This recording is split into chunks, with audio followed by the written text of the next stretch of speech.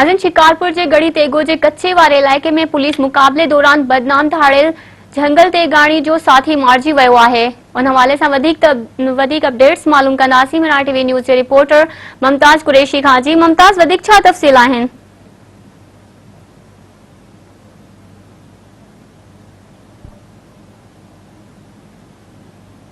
खानपुर वेझो नापरकोट थाने गढ़ी तेगो जे कच्चे वारे इलाइक़े में तेगारी केनाल भरिसां एसएसपी शिकारपुर की अगवानी में जिले के मुख़्तलिफ़ थाननि की पुलिस खान करे ढाणियुनि जे टोले सां मुबैना तौर ते पुलिस मुक़ाबलो थियो आहे। जॾहिं त मुबैना पुलिस मुक़ाबले के दौरान दहशत की अलामत बणियल बदनामे ज़माना धाड़ियल जंगल तेगाणी ऐं जान मोहम्मद उर्फ जानी तेगाणी मारिजी वियो आहे ऐं मारिजी वियल ढाणियुनि वटां हथियार ऐं पाणी जी मश्क भी बरामद थी आहे।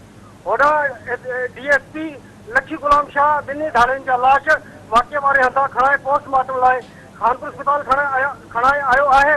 जॾहिं त एसएसपी शिकारपुर राब्ते करण ते ॿुधायो त सॼे ज़िले में ॾुआरियुनि ख़िलाफ़ खुफ़िया ऐं टारगेट पॉलिसी तहत ऑपरेशन जारी आहे। पुलिस खे खुफ़िया इतला मिली हुई त धाड़ियुनि जो टोलो ॾोह जी नियत सां निकितल आहे। अहिड़ी इतला बाद शिकारपुर ऐं खानपुर पुलिस खे अलर्ट करे गढ़ी तेगे जे कच्चे जे इलाइक़े बेगारी केनाल वटि पहुतासीं, जिथे ॾुआरियुनि सां आमो साम्हूं मुक़ाबलो थी पियो आहे। जॾहिं त फायरिंग जी ॾे